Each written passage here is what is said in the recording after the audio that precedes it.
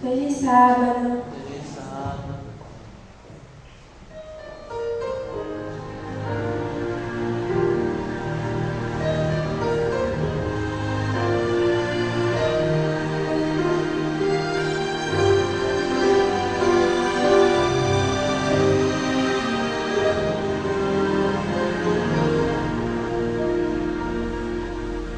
Por tantos lugares eu passei e dos teus milagres ouvi dizer, até que um dia te encontrei, em tua presença descansei, meus sonhos queria alcançar, você me deu forças pra lutar.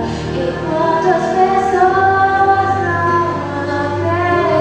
acreditavam, você viu o melhor que havia em mim. Entrego a ti a minha vida, Senhor.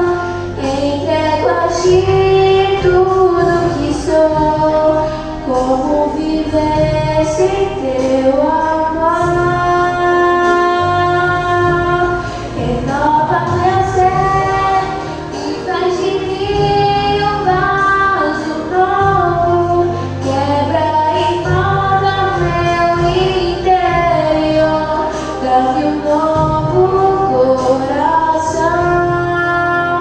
Sei que tens o melhor pra mim.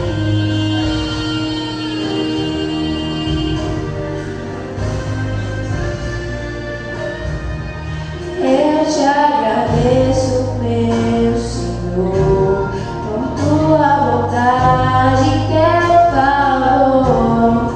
Ao entregar Jesus na cruz pra morrer em meu lugar, no mundo carente de amor, onde existe luta e dor, eu quero ser a tua voz, levando paz aos corações. Entrego a ti a minha vida, Senhor. Entrego a ti tudo que sou. Como viver sem teu amor? Renova meu ser e faz de mim um vaso novo. Quebra e molda meu interior. Dá-me novo coração. Sei que tens o melhor pra mim. Entrego a ti a minha vida, Senhor. Entrego a ti tudo que sou. Como viver sem teu amor? Renova meu ser e faz de mim um vaso novo. Quebra e molda meu interior. Dá-me novo coração. Sei que tens o melhor pra mim.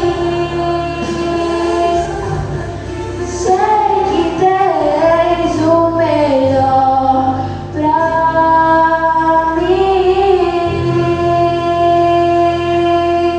Amém.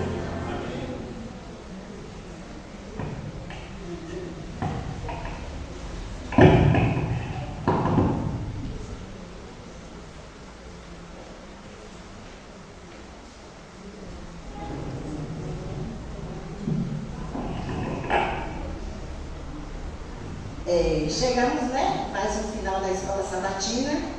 E na próxima semana iremos estudar arrependimento e perdão. E no verso áureo está dizendo: se confessarmos os nossos pecados, Se confessarmos nossos pecados, Ele é fiel e justo para nos perdoar os pecados e nos purificar de toda a injustiça. Está lá em 1 João 1:9. E neste momento vamos convidar todos que fiquem em pé para louvarmos juntos o hino Obedecer é Melhor.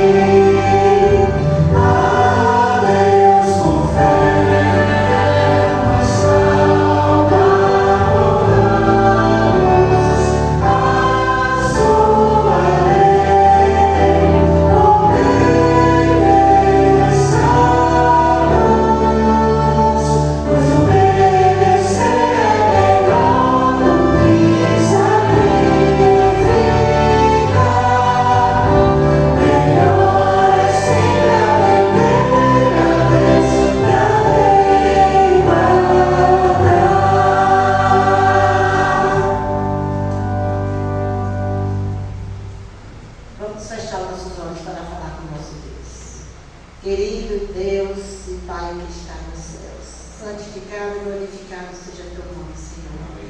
Neste momento queremos te agradecer, Senhor, pela mensagem que estudamos aqui, Senhor. Que ela venha ficar gravada em nossos corações, que possamos colocar em prática em nossas vidas. Amém. Pai Santo, Pai querido, muito obrigado, meu Deus, pela tua presença em nós. E continua nesta segunda hora, Senhor, e que nós possamos sair daqui melhor do que quando entramos. Amém. Obrigado por tudo, Senhor, que tu tem feito em nossas vidas. Amém. Tudo que te agradecemos e te pedimos em nome e por amor de Jesus. Amém. Amém.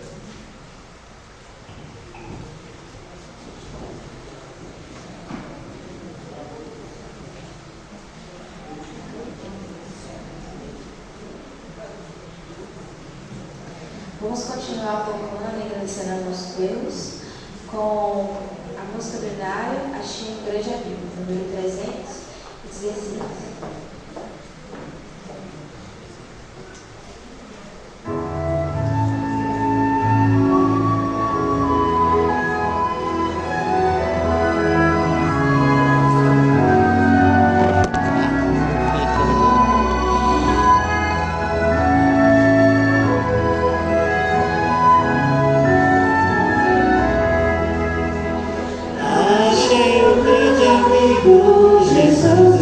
salvado, contarei com grandes coisas fez por mim. Estando eu perdido, doente no pecado, resgatou agora se morrer enfim. E seu amor imenso me morreu na cruz, e o perdão dos seus pecados o cobrou. Assim me regozijo, vivendo em sua luz. Aleluia, Jesus Cristo me salvou.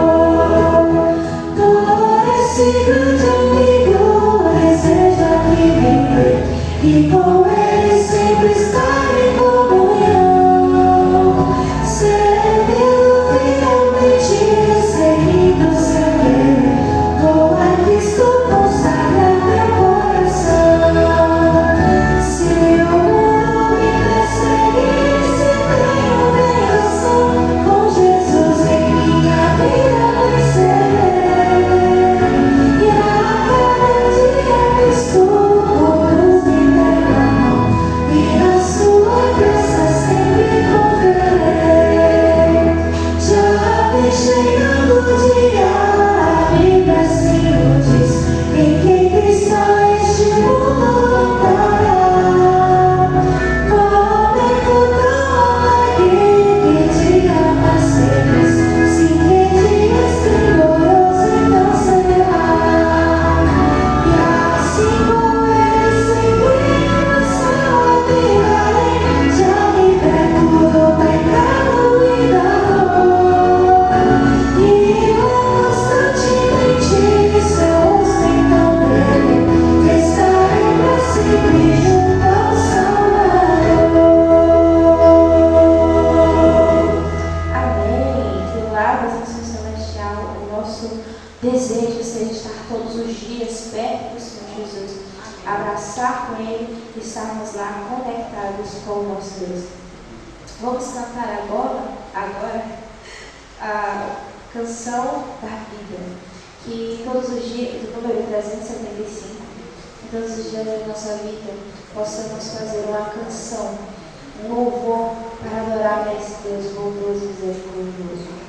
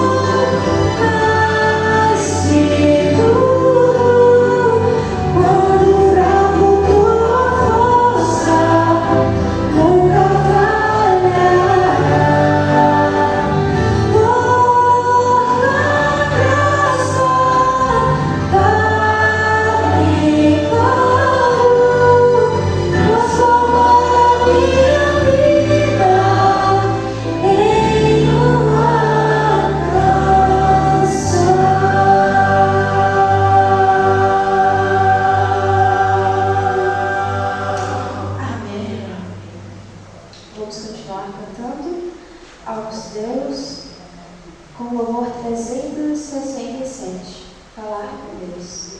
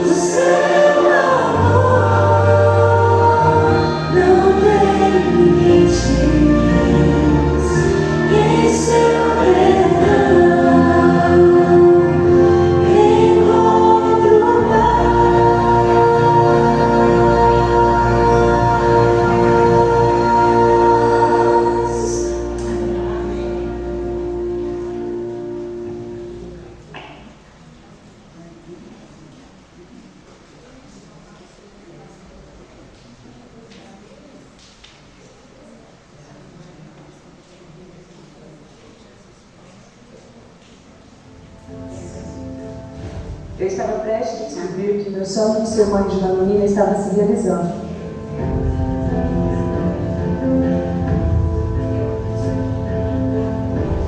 A coisa mais difícil que eu fiz no meu ministério foi ungir minha filha. Eles pararam ali, no restaurante mesmo, se ajoelharam e todos oraram por clamando pela vida da minha filha.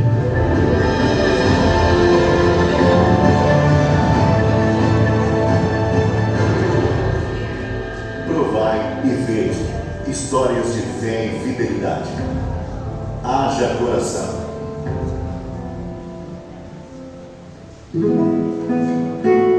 Aquele era o dia mais feliz da minha vida. Eu estava prestes a descobrir que meu sonho de ser mãe de uma menina estava se realizando. Eu tinha uma condição de saúde que não me permitia engravidar. A solução seria a fertilização in vitro. No mesmo mês que o médico disse isso para mim, eu engravidei. E isso para mim já era um milagre. Mas em questão de segundos, tudo mudou. Durante o ultrassom, a gente percebeu que o semblante do médico mudou. De alegre e falante, de repente ficou em silêncio. E aí perguntou: eu posso falar tudo que está dentro aqui? Nossa, nesse momento, o coração foi a mil. A gente sabia que tinha alguma coisa errada. E aí ele disse: o bebê tem uma cardiopatia incompatível com a vida. As artérias são invertidas. E assim que nascer, vai precisar fazer uma cirurgia. Apesar do risco de não trazê-la para casa, nós confiávamos no amor e na soberania de Deus e sabíamos que Ele estava no controle de tudo. Então, apesar do choque, a gente continuou os preparativos para a chegada da nossa filha, mesmo sabendo que a gente poderia voltar para casa sem ela. Ao nascer, o coração da nossa bebê seria do tamanho de uma mexinha. Suas artérias seriam muito fininhas e delicadas e as 4 coronárias precisariam ser invertidas. Se as artérias fossem boas, a chance de sobrevivência era de 95%, mas caso as artérias fossem ruins, as chances diminuiriam muito. Então a nossa oração passou a ser literalmente pela anatomia do coração da nossa filha. O parto foi um momento de muita expectativa. A equipe obstétrica e a equipe cardiológica, todos estavam ansiosos para saber como que ela reagiria ao respirar pela primeira vez. E a nossa filha nasceu linda, mas logo ela teve que ir para a UTI. E depois de 2 dias, nossa filha seria submetida à cirurgia. Eu não pude segurar minha filha. Ela só passou por mim a caminho da UTI. Eu a abençoei e disse: filha, você precisa ser forte e corajosa. A coisa mais difícil que eu fiz no meu ministério foi ungir minha filha para aquela cirurgia. Foi assim um sentimento de impotência. Eu não podia fazer nada por ela. Por volta da meia-noite, quando a cirurgia terminou, eles nos chamaram para ver a nossa filha na UTI. Ela estava linda, nem parecia que tinha feito uma cirurgia. Na quinta-feira pela manhã, ela estava bem, estava tudo bem. Mas por volta do meio-dia, o William veio me dizer que ela não estava bem. E aí eu corri para ele. A doutora disse: pega na mão dela, beija, convence ela a ficar, porque ela já está muito longe. Eu liguei para o presidente da nossa associação e falei: pastor, ore pela minha filha, ela está morrendo. Eles estavam no concílio, na hora do almoço. E depois eu fiquei sabendo que eles pararam ali, no restaurante mesmo, se ajoelharam e todos oraram, clamando pela vida da minha filha. Depois de 26 dias, a gente pôde trazer ajuda para casa. Nossa filha era um milagre que cabia no nosso colo. A Júlia foi crescendo forte e saudável. E teve um momento que ela começou a pedir irmãozinho. E a oração da Júlia era sempre a mesma: Papai do céu, por favor, meu irmãozinho perfeitinho. E foi aí que na sua bondade Deus nos mandou o Felipe, perfeitinho, para completar a nossa família. Todos os anos, quando a Júlia tem que fazer o check-up do coração, o meu coração fica apertado. Porque daí eu penso: será que vai estar tudo certinho? Será que vai aparecer uma coisa nova? E daí eu me lembro como Deus nos visitou até aqui. Nós servimos a um Deus bondoso. Provai e vede. Agora chegou a hora de adorarmos juntos, através dos dízimos e ofertas.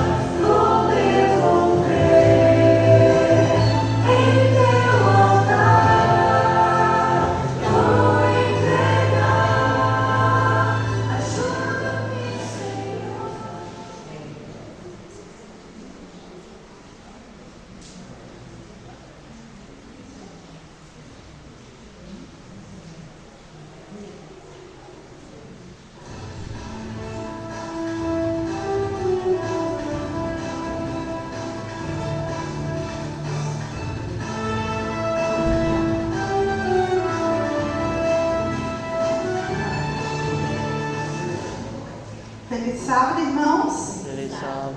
Eu tenho um único anúncio para dar nessa manhã aqui à igreja. Próximo sábado, dia 6 de junho, é o Dia da Mulher Adventista Missionária. E em nome do Ministério da Mulher, eu venho convidar toda a igreja para este culto de adoração ao nosso Deus e também transmitir algumas informações.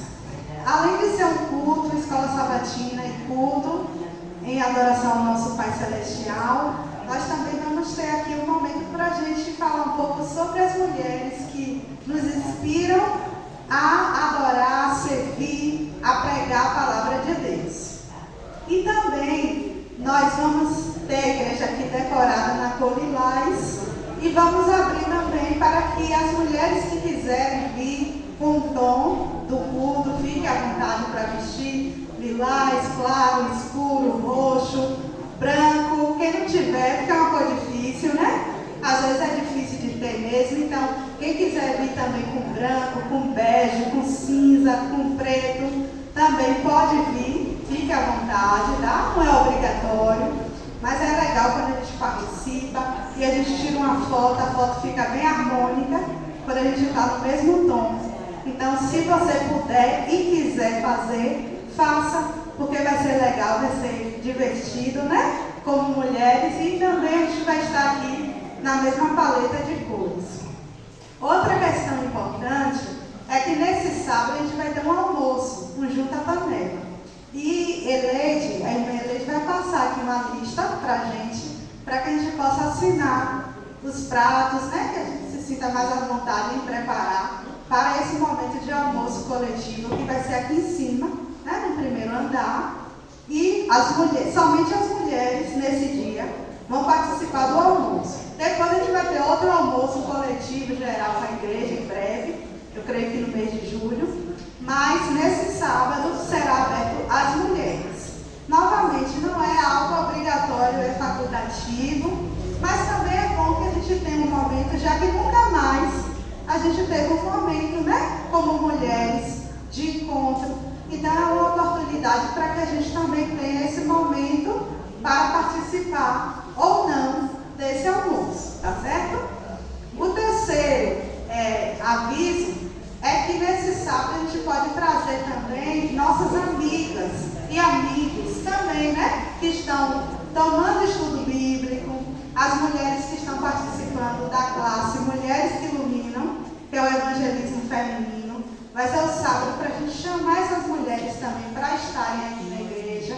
Mais uma chance, né? E mais uma oportunidade para a gente poder convidar essas mulheres. Teremos amigas que estarão conosco aqui nesse sábado, então vai ser um dia festivo para a gente louvar, adorar o nosso Deus e estarmos unidas nesse propósito de, como mulheres, servirmos na missão de abreviar a volta do nosso Jesus. Que Deus abençoe a cada um nessa manhã.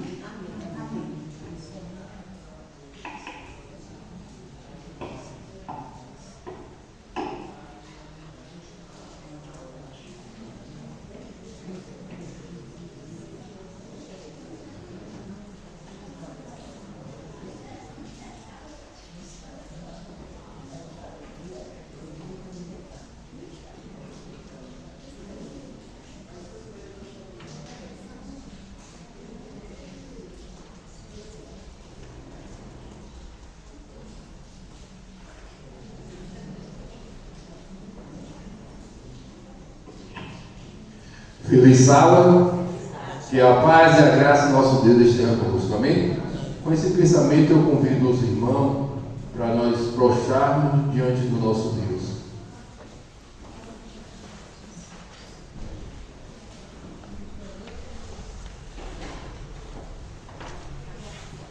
Senhor nosso Deus, soberano Pai, Deus Criador e Deus de todas as coisas, louvado seja o teu nome, Senhor, para todo sempre.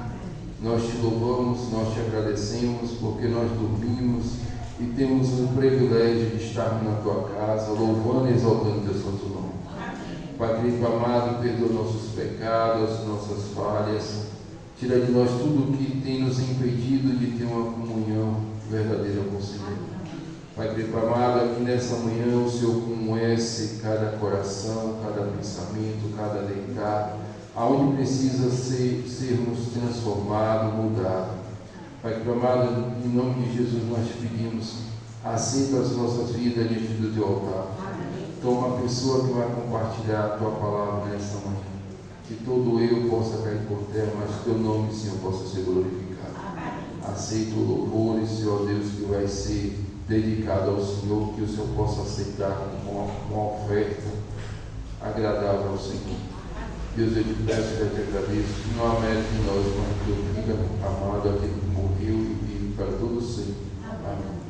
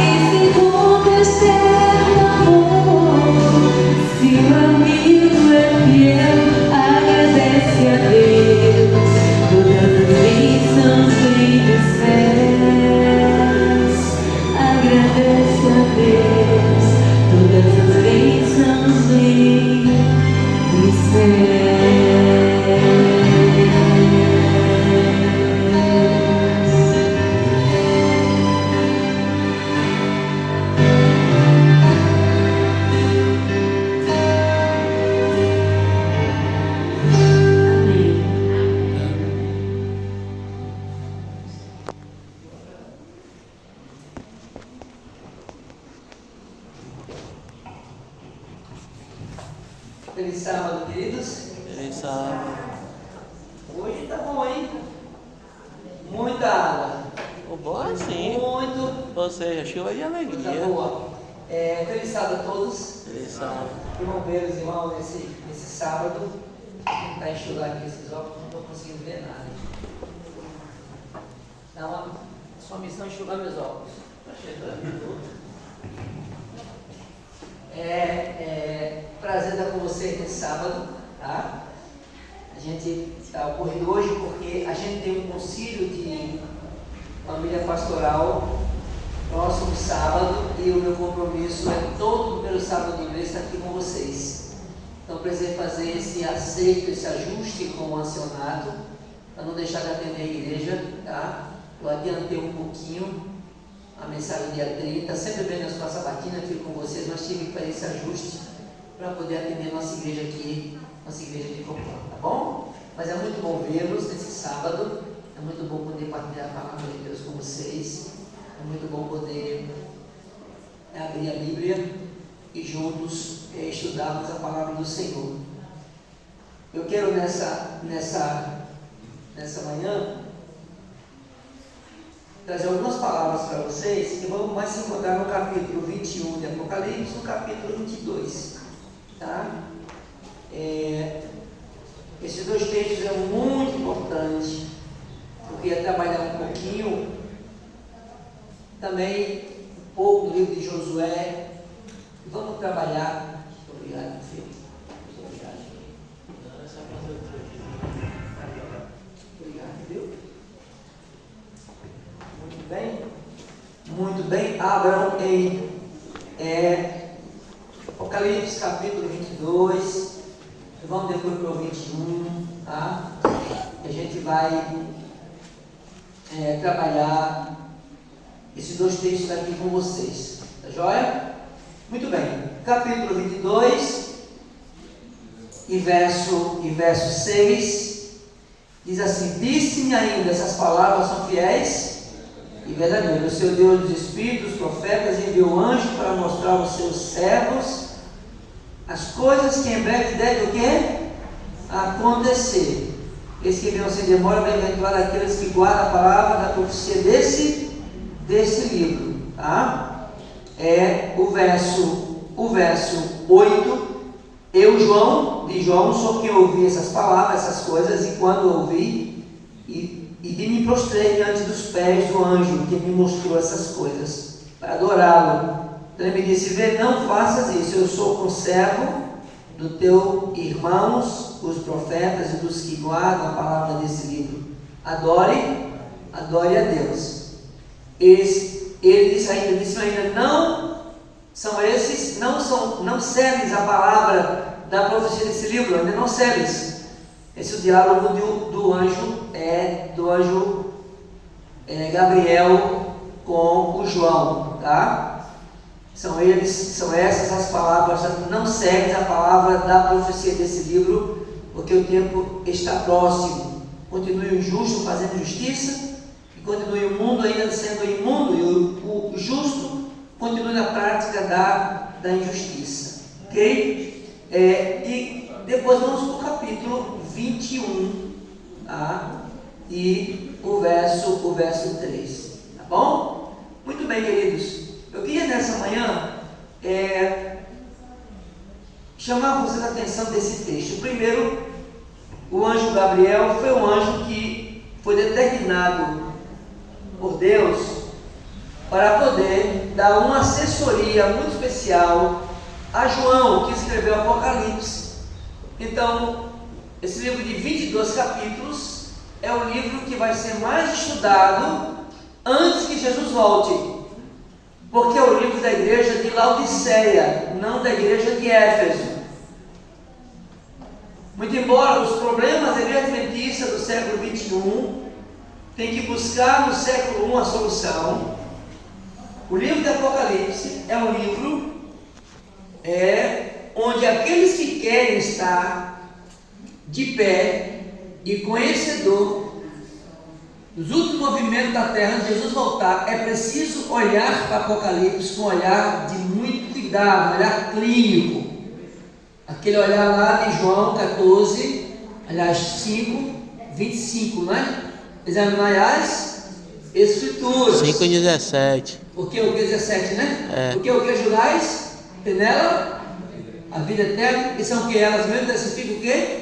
De mim. Então é preciso ler a Bíblia hoje, mas ler a Bíblia hoje como nunca foi lido, de maneira diferente. É preciso ler a Bíblia examinando a Bíblia, e é diferente ler a Bíblia examinando e ler a Bíblia apenas fazendo mano bíblico. Nada contra no bíblico, faça no bíblico, mas que não se preocupe em terminar a Bíblia em um ano eclesiástico. Não se preocupem. Se puderem ler um texto bíblico 10 vezes, leiam 10 vezes, 10 dias apenas um texto bíblico, até que vocês consigam extrair desse texto bíblico alimento para a sua alma. Não tenha pressa de ler a palavra. Ano bíblico é uma ideia que foi criada por alguém, eu louvo, mas a Bíblia diz que a Bíblia tem que ser examinada. E nós temos saudade dos médicos clínicos, dos médicos que examinavam. Lembra o ano passado? Há 20 anos atrás, você ia para o médico, e o que o médico fazia com o teu menino? Deita ele aí. Aí eu escutava, aí tocava, aí lá, e ficava ali 10, 15, 20 minutos com o teu guri. Não tinha tecnologia de tanta imagem, tanta coisa, tudo é imagem, não tinha nada disso. Ainda tínhamos uma tecnologia muito fraca em relação à medicina. Então era um médico clínico, ele examinava você, não é? E alguns médicos diziam assim: ele tem essa doença. Como? Tocou aqui, foi ali, teve uma reação, você está com essa doença. E era certinho o diagnóstico que o médico dava examinando. Então eu quero chamar a atenção dos senhores esse sábado, ao abrir a palavra de Deus. Não tenham pressa, examine a Bíblia, leia a Bíblia com cuidado, tocando nos lugares onde ela vai te dar o teu diagnóstico, ok? Examine a palavra conforme Apocalipse capítulo 11, as duas testemunhas.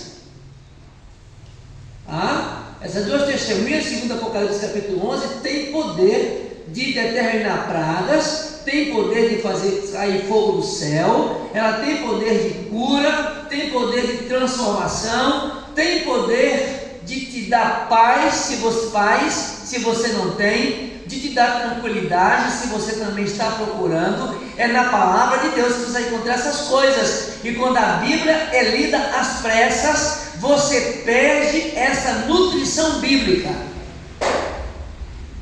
Por favor, não fique preocupado em terminar o ano bíblico em um ano. Não se preocupe com isso. Você precisa passar tempo lendo a palavra. Leia a palavra. Vocês sabem que o movimento milerita começa da cabeça de um homem com essa ideia.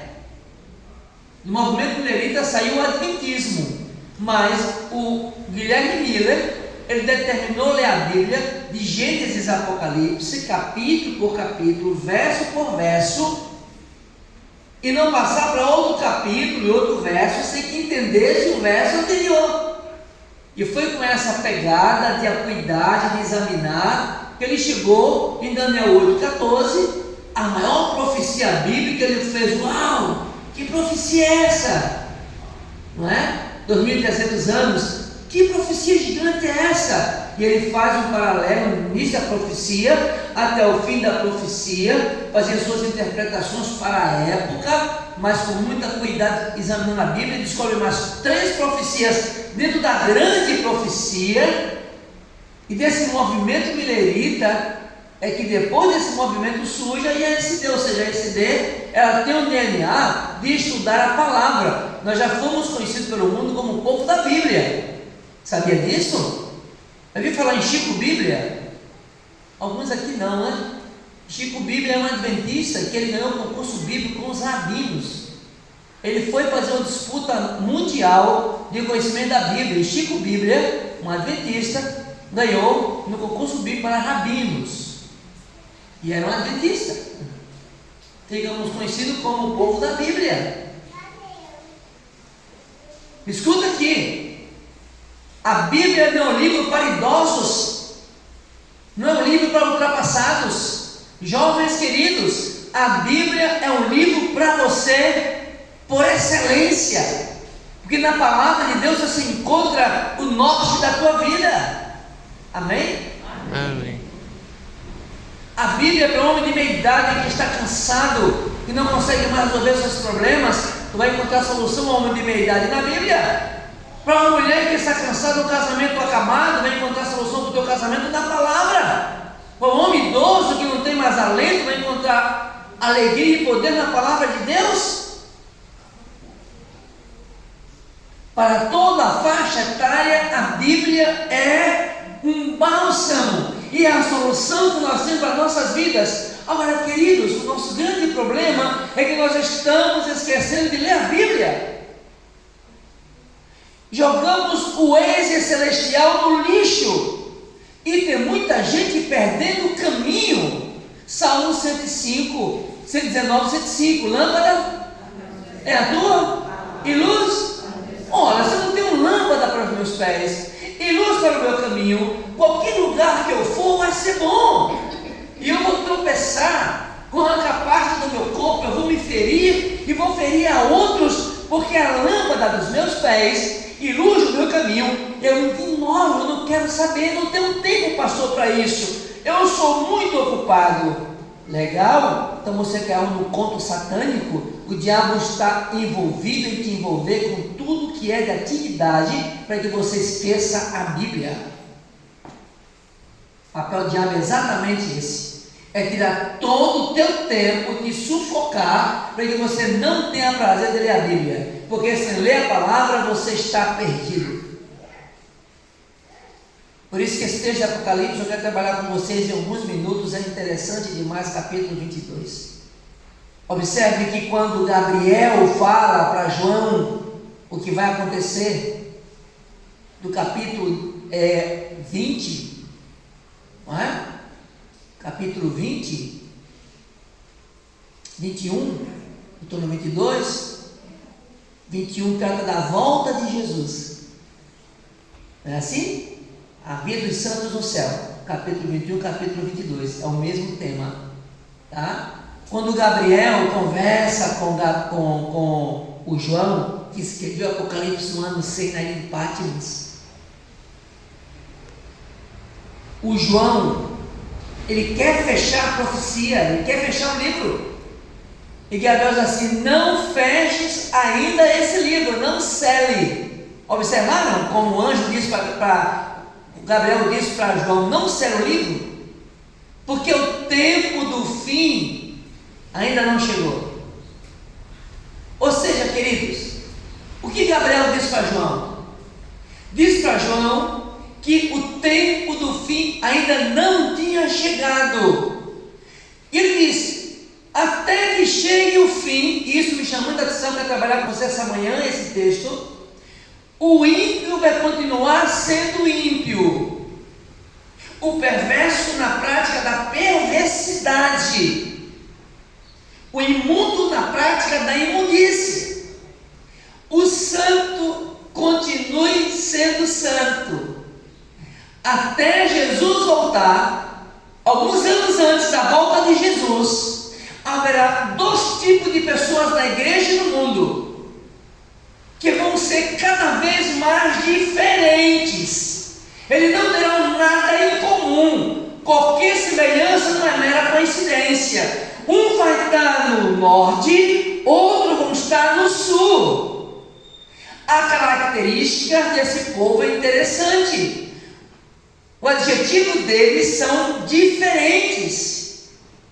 Alguns vão continuar praticando imundícia, maldade, coisas más, até Jesus voltar. E outro grupo vai continuar sendo santo, mais santo, mais santo, cada vez mais apaixonado pelas coisas de Deus, cada vez amando mais a Bíblia, mais a oração, mais a igreja, mais o trabalho missionário. Enquanto os outros estão muito afim de dançar o São João, de ir para o carnaval, de ter relação com 3, 4 mulheres, de ser enrolado, de enrolar o povo, de achar que conseguem fazer as coisas sozinhos, de serem orgulhosos, egoístas, jactanciosos, arrogantes, blasfemadores, ingratos e irreverentes aos pais, caluniadores, segundo a palavra do Senhor. Antes, amigo do homem que amigo de Deus, um grupo vai estar andando na contramão disso. Diga amém. Esses dois grupos vão ficar cada vez mais distantes uns dos outros. O que Gabriel quer dizer para João nesse texto? João, até Jesus voltar, vou lá para você na terra, João. O povo do mal, quem é mal, quem é maldoso, vai continuar praticando maldade. O injusto vai ser cada vez mais injusto. Eles terão uma velocidade incrível em fazer coisas ruins. O que se espera do povo que quer ver Jesus voltar é que esse povo também tenha a mesma empolgação do ímpio, ao contrário. Enquanto o ímpio é cada vez mais ímpio, o povo de Deus tem que ser cada vez mais santo. O que acontece conosco hoje é que a gente está muito parecido com o povo que não vai se salvar. É tão parecido que alguns não conseguem nem distinguir quem é você na faculdade, no trabalho, em casa. Algumas mulheres não conseguem distinguir se o seu marido é crente ou não, exceto na igreja. Algumas mulheres só conseguem descobrir que o marido dela é crente no sábado pela manhã. Porque durante a semana elas têm dificuldades de ver nele um homem de Deus. Porque os seus atos, suas atitudes, sua forma de fazer as coisas não está condizendo com a crença que ele diz que tem e com a sua forma de ver na igreja sábado pela manhã. Alguns maridos têm dificuldade de ver uma mulher que é crente a semana inteira, exceto na igreja. Antes de Jesus voltar a essa terra, queridos, nós seremos diametricamente diferentes do povo do mundo. Não para sermos melhores. E olhe lá, hein? Ele não fala do sujeito, ele fala de adjetivos. Ok? Eu não posso ficar longe das pessoas do mundo. Eu tenho que ficar longe da prática que as pessoas do mundo praticam. É sério? Esse texto me leva lá para Josué, quando Acã, ele esconde uma capa babilônica, um cetro de prata e umas barras de ouro. Ele leva para a tenda e bota no centro da tenda. Josué não sabe de nada, vai a Ai, uma cidade menorzinha, bem menor do que a cidade de Jericó. E Josué manda ali alguns soldados apenas, que daria conta. Não vamos gastar os soldados todos, pouca cidade pequena. E Josué volta decepcionado, porque eles perdem a batalha para aquele pequeno povo de Ai. Josué se desespera, vai ser o que aconteceu? Josué fica desesperado, prostrado no chão, orando, chorando. E é um desses momentos que eu acho interessante. Agora Deus não manda Josué orar. Olha, abre os olhos aqui. Existem momentos, orar é uma coisa fantástica, deve ser a nossa prática diária, mas existem momentos que eu tenho que fazer muito mais do que orar. Deus diz: Josué, para de orar, já deu, vai achar quem trouxe abominação para a igreja. Porque Israel pecou contra mim, esconderam coisas condenadas embaixo da bagagem, dissimularam, esconderam no acampamento coisas condenadas ao Senhor. Você é o líder da igreja, você foi chamado para ser líder dessas 12 tribos. Levante-se sobre os seus pés e faça a investigação e descubra quem fez isso. E disse Deus: enquanto você não resolver esse problema, vocês não terão força de vencer seus inimigos, porque eu não estarei com vocês. Forte isso, não? Deixa eu falar para vocês uma coisa, me escute aqui. Pais amados, famílias da minha igreja. Enquanto você, pai, não descobrir o que está amaldiçoando tua família, não cobre de Deus bênção. Essa maldição pode vir através da tua esposa, teu filho, que mora contigo, debaixo do teu teto. Fora do teto não tem problema, mas no teu teto tu és responsável por descobrir que tipo de atitude tu estás praticando, ou tua mulher está praticando, teus filhos estão praticando, que está impedindo que Deus escute a oração e está levando você a derrota atrás de derrotas. Aprenda uma coisa, veja o que disse Deus para Josué. Israel pecou, mas a pergunta que não pode ter lá é: Israel pecou? Foi Israel que pecou? Quem foi que pecou? Quem foi que escondeu a capa? Foi Acã e os filhos. Aprenda a lição maravilhosa que Deus nos dá nessa manhã. A bênção e a maldição, ela é coletiva. A salvação, ela é individual. Mas a maldição e a bênção é coletiva. Irmão, se o teu filho estiver trazendo coisas escondidas para a tua casa, que sirva a Baal, a Satanás, a tua casa não terá bênção. Que texto difícil, pastor, mas é bíblico. E não adianta mandar um pastor te ajudar, sabe por quê? O pastor pode até te orientar, porque Deus vai cobrar de você. Você é o Josué da tua casa. Levante-se. Foi somente orando, que Eli perdeu os 2 filhos e morreu com o pescoço quebrado. Levante-se. Foi somente orando, sem tomar posições difíceis, que Samuel perdeu os 2 filhos também.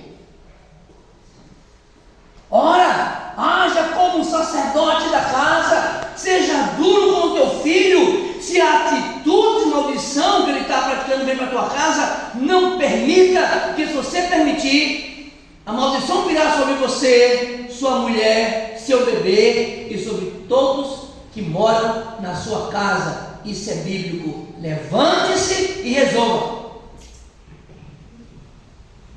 Está sobre o teu teto. É sério? E Apocalipse, no capítulo 1, diz exatamente isso. Ímpio ama cometer impiedade, e justo ama cometer justiça. Qual foi o pecado de Samuel e o pecado de Eli? Ele era um bom homem, queridos, uma excelente ancião de igreja, era uma pessoa maravilhosa, era um sacerdote bom, mas ele tem um defeito muito grande. Ele não tinha força para repreender os seus filhos e chamar o pecado pelo nome e falar: aqui na minha casa funciona assim, aqui na minha casa eu sirvo ao Senhor. Às vezes eu estou em casa, alguém pergunta: pastor, eu posso comprar uma cerveja porque o meu filho não é adventista? Eu fico incrível ouvir uma notícia dessa, irmão. Pediu o pastor conselho. É porque vai ter um aniversário aqui, pastor, e ele traz amigos que não são adventistas. Eu posso comprar uma cerveja para os amigos dele? Isso é a pergunta que se faz. Percebe a cabeça desse Josué da casa? Ele traz maldição para casa, porque ele sofre a síndrome de Eli. Traz para dentro da casa a maldição. Meu filho gosta de tomar cerveja. Você toma da minha porta para fora. Aqui dentro não, filho. O pecado de Eli foi ser conivente com o pecado dos filhos. Cuidado, igreja. Abre os olhos. Tua mulher trabalha e não é dizimista. Cuida. Porque é a tua mulher. E a infidelidade vai trazer resultados ruins para a tua casa. Tu és um sacerdote. Chama, conversa, ora. Se não tem argumento, chama um pastor para te dar um auxílio. Mas que o casal seja fiel, dizimista e pactuante, para que Deus não feche as portas dos céus sobre tua vida. A mulher adventista moderninha, o homem é muito forte, ele gosta de guardar o sábado conforme o mandamento de pôr do sol a pôr do sol. Mas a mulher muito moderninha, é da quarta geração de adventista e já perdeu muito dessa geração. Isso é a moderninha.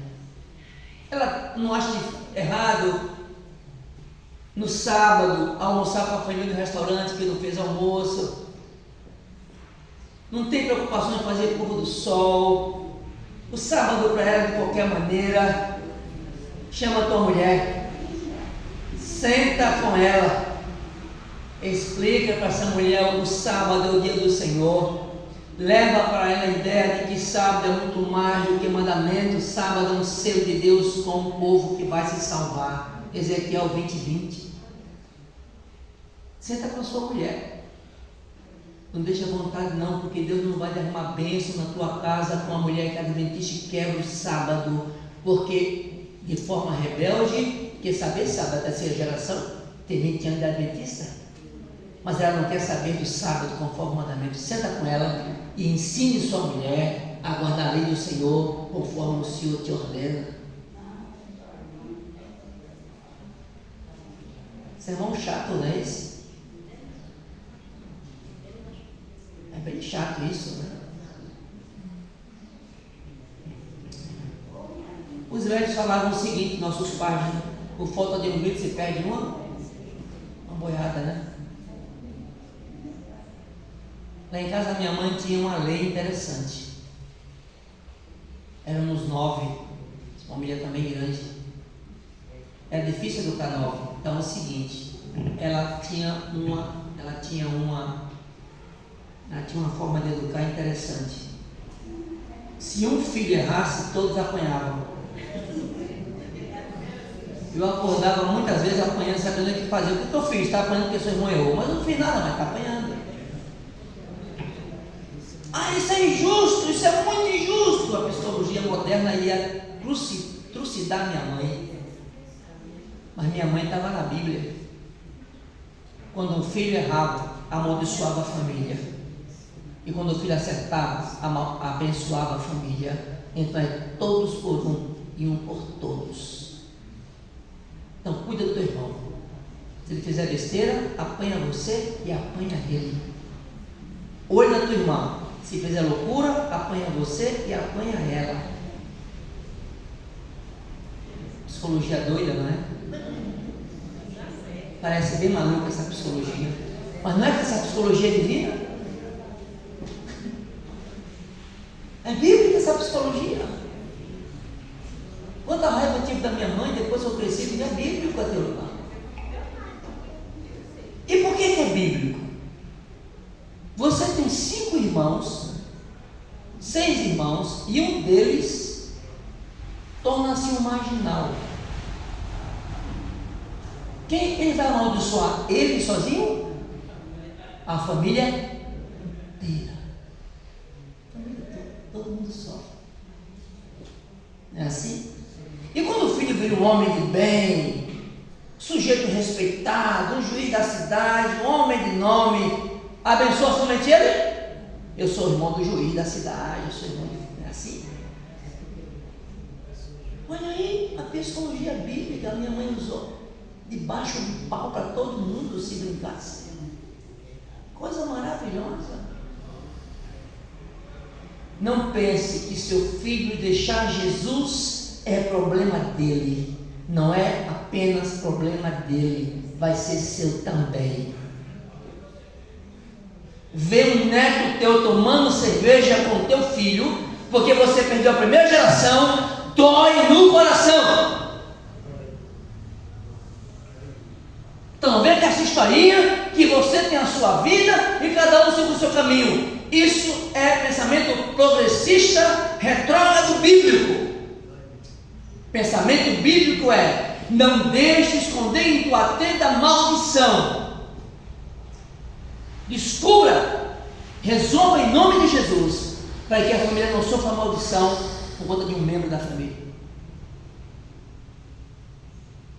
Deus abençoe a gente. Amém. usei força para isso. É fácil isso? Não é não. Lidar com um filho rebelde que deixou Jesus. Eu vou fazer o que você acredita curso, pastor? Não, não faça, é outra coisa.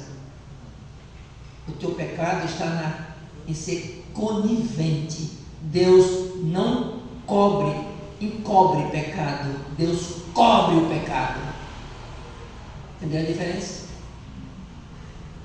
Encobrir pecado é ser conivente. Cobrir pecado é pagar. Ele pagou na cruz, cobriu os nossos pecados. Cobrir é pagar no lugar. Encobrir é ser conivente. O que eu faço, pastor? Você não tem que fazer o ser feito na marra, mas na sua casa é um lugar de Deus. Ele vai respeitar a tua casa conforme uma casa de um homem que serve ao Senhor. Amém? Amém. Vai respeitar a tua casa conforme a casa de uma mulher que serve o Deus Altíssimo. Ele pode seguir quem ele quiser, siga Baal, mas você diz como diz Josué: quanto a você eu não sei, agora eu e minha casa, eu e minha nega, eu e minha mulher serviremos ao Senhor. Se vira.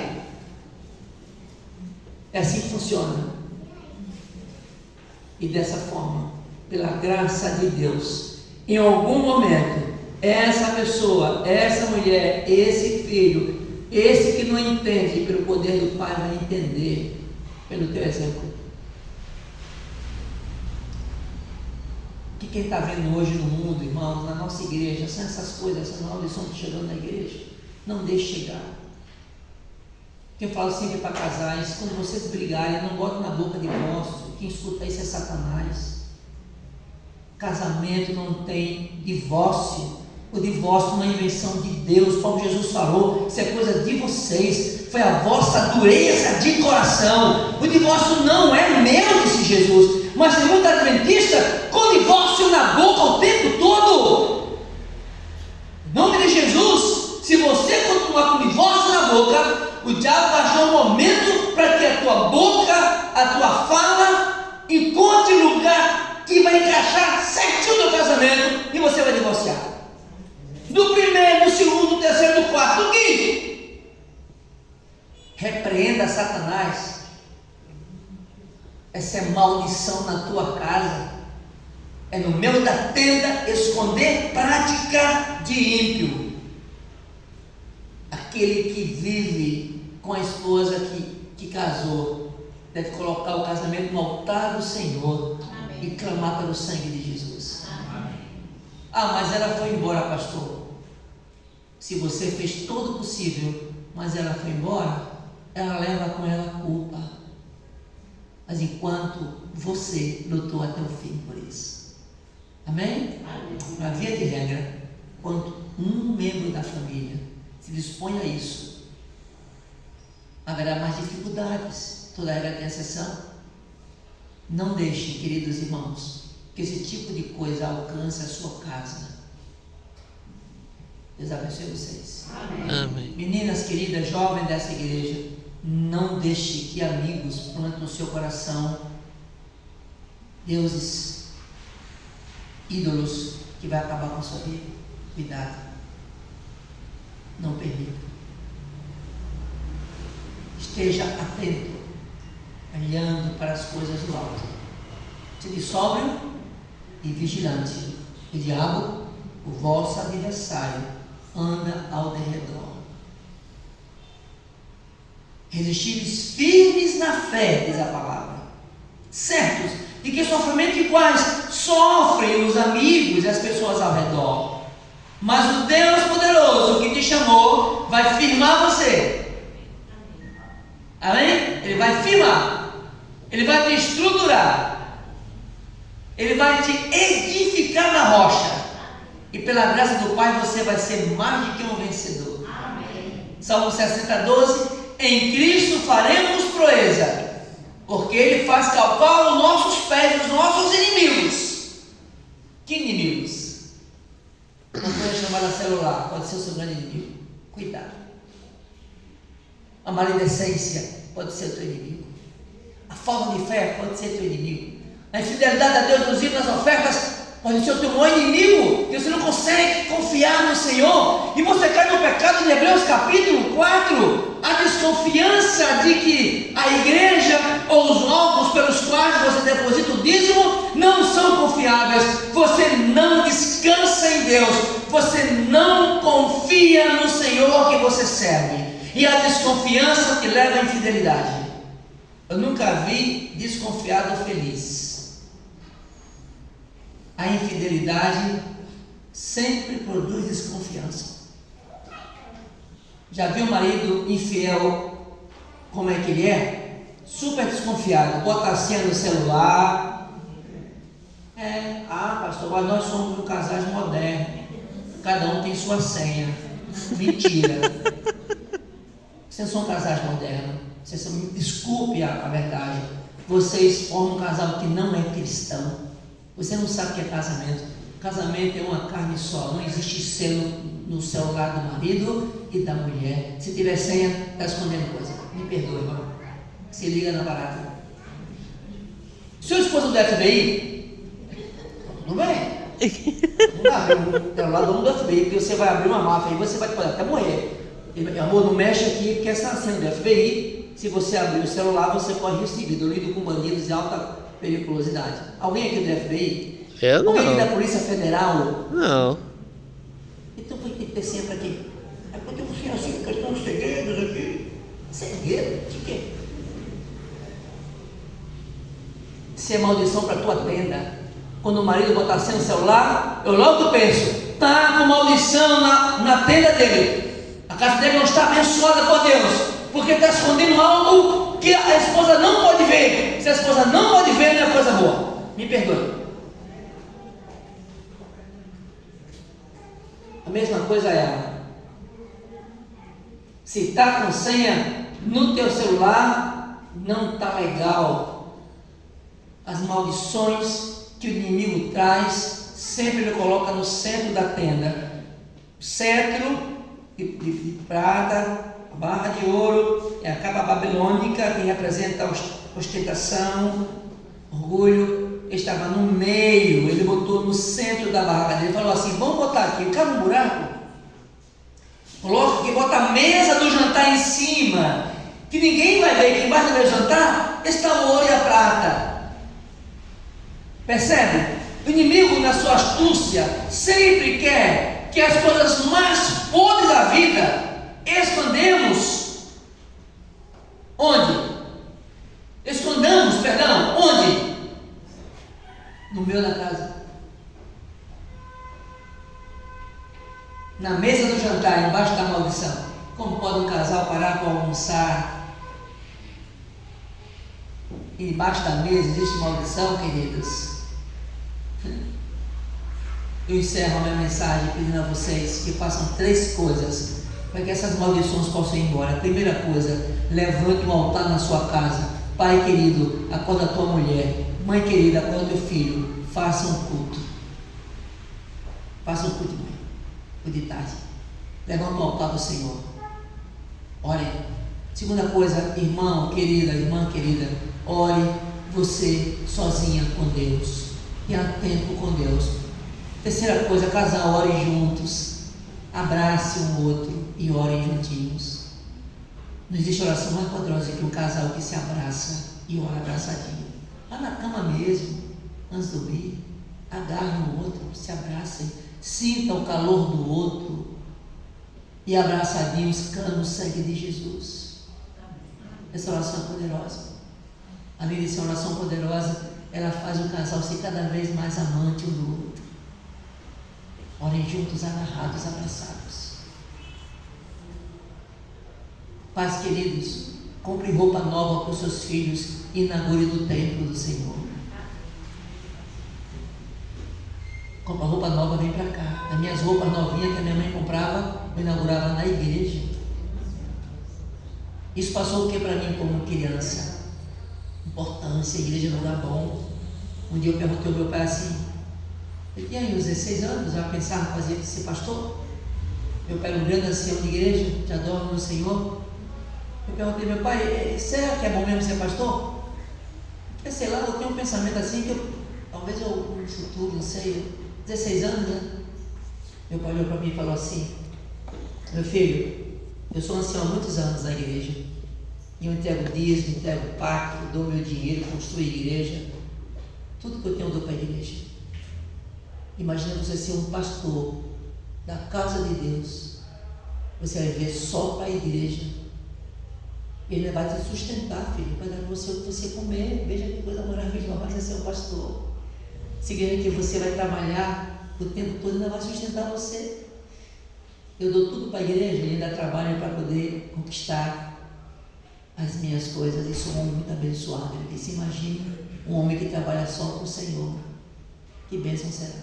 Nunca esqueci isso. É a última palavra que eu precisava dizer para mim: então vou ser pastor. Eu vou ser pastor também. Já estou terminando a obra, daqui mais 2 anos eu aposento. Meu pai já dorme no Senhor. Mas meu filho é pastor. Não porque eu pedi para ser pastor, mas porque eu aprendi que na minha tenda não tem maldição. A minha tenda, quem manda sou eu e a palavra de Deus. Ele cresceu vendo que na minha tenda não tem coisas escondidas.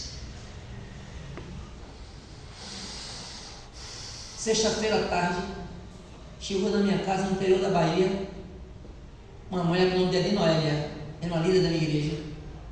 Mulher Noélia, uma garota magrinha, pôr do sol, o pastor lá em São do Bonfim, isso há 30 anos em Tarará.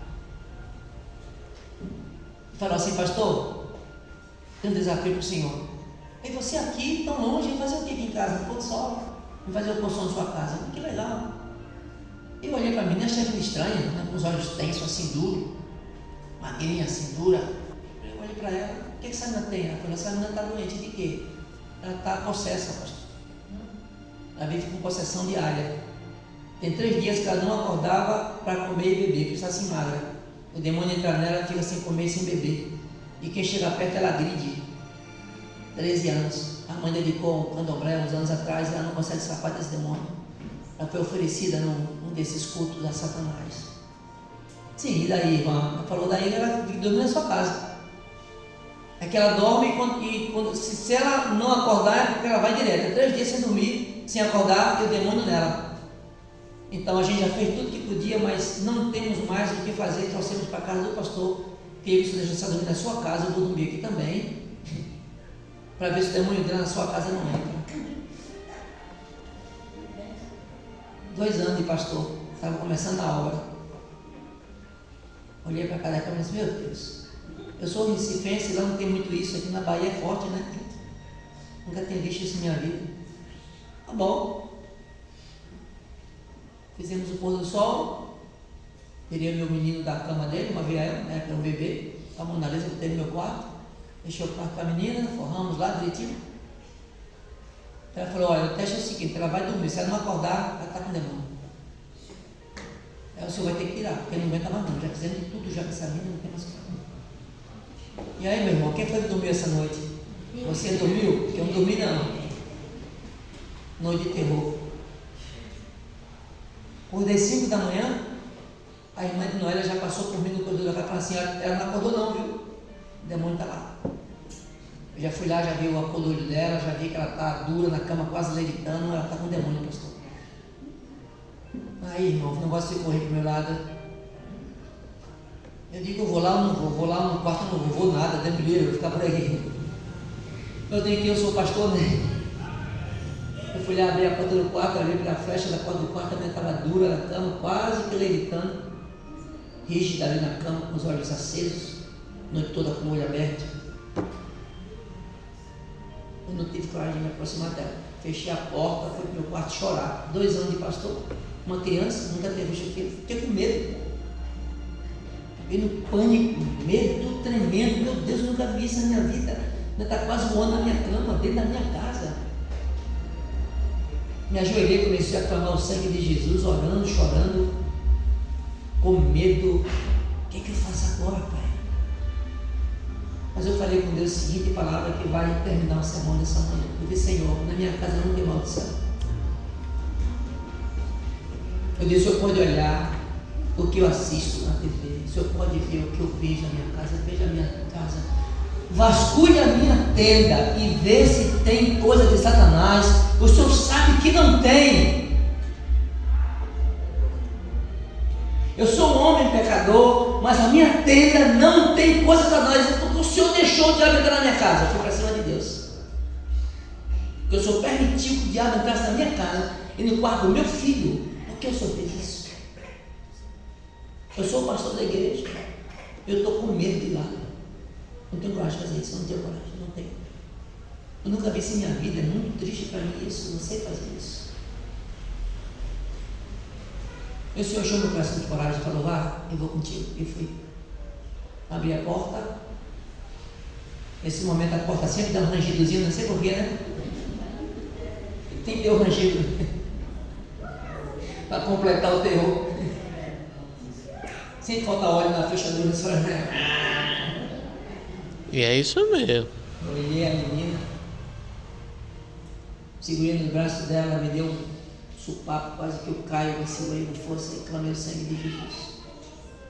Olhei ali um pouquinho, ela já arreu na cama, sinto o corpo dela, ela acordou, falou, pastor, ele estava em mim, não foi o demônio? Eu disse, mas não vai estar mais não. Ficou sentada, magrinha, cansada, chorando, pastor, eu já lutei tanto contra isso, lutei tanto, eu não quero esse demônio na minha vida. Mas é difícil para mim, minha mãe me oferecer a coisa toda. O senhor teria coragem de batizar? Tenho. Mas ele falou que se eu batizar, me mata dentro d'água, me afoga. Afoga não. Eu sei entrar no tanque, querida, você vai estar junto conosco, Gabriel. E se for pouco, ele chama reforço, ele chama Miguel. E Miguel é Jesus em forma de guerreiro. Quer batizar semana? Quer batizar semana, pastor? Na outra sexta-feira eu estava naquela igreja pequena da Filadélfia e basei aquela guria. Não foi afogada coisa nenhuma. Aliás, foi afogada dos seus pecados. E a maldição ficou na água. Ela saiu viva para servir o Senhor. Não deixe que a sua tenda tenha coisa de Satanás. Não permita que a sua tenda tenha coisas que pertencem ao mundo. Porque o diabo vai vir com desafio, mas mesmo que ele venha, você tem poder de repreendê-lo. E Deus é fiel para te atender. Amém. Amém? Senhor te abençoe nessa manhã. Amém. Vamos orar? Amado Pai, fique em pé. Com alegria no coração, nós queremos entregar nossas famílias em tuas mãos. Amém. Pai, salve nossas tendas. Não permita que no centro de nossas tendas existam coisas que pertencem a Satanás. Que se tiver, ele vem buscar. Não deixe, Pai. Nós queremos bênçãos e não maldição. Queremos famílias felizes. Pai querido, repreenda o mal que assola nossas famílias. Salve nossos filhos, nossos netos. Salve nossas gerações. Nos ajude, ó Deus, a salvar nós mesmos. Mas aos nossos cônjuges, aos nossos filhos, nossos netos, nossos amigos. Que a salvação comece em Jerusalém e se estenda a Judéia, a Samaria e até os confins da terra. Nos dê a tua graça, nos seja com teu Espírito. Cuida das minhas famílias queridas, minhas ovelhas dessa igreja, por favor, Senhor, os entregue em tuas mãos. Que um ajude o outro, aconselhando, ajudando a ser fiel ao Senhor, seja nas finanças, no dízimo, nas ofertas, na fidelidade ao sábado, nas coisas que Deus pede, que um tenha coragem de falar com o outro e ajude, para que a família não sofra maldição. Nos dê a tua graça, nos deixa com o teu poder, por Jesus. Amém. O vale que Acã morreu, chamado Vale de Acor. O Vale de Acor é chamado Vale da Perturbação. Não fique nesse vale. Vá para o monte da bênção. Amém.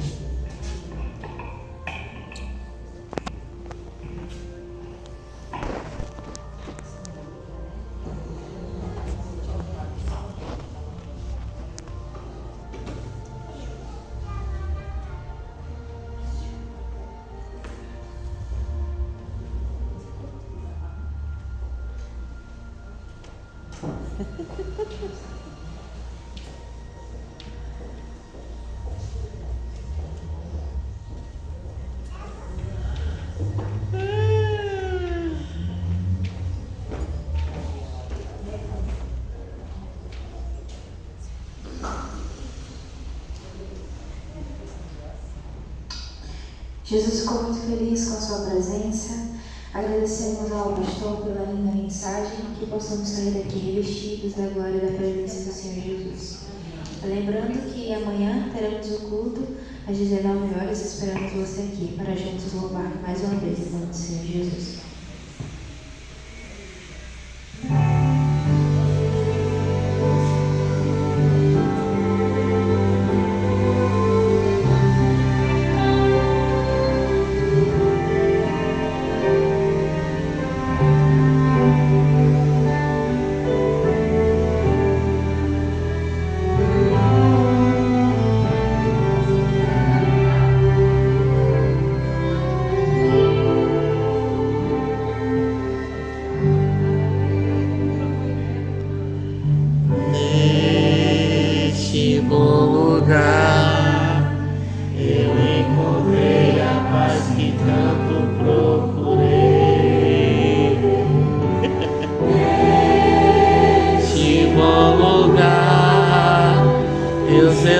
Anseios e temores eu deixei,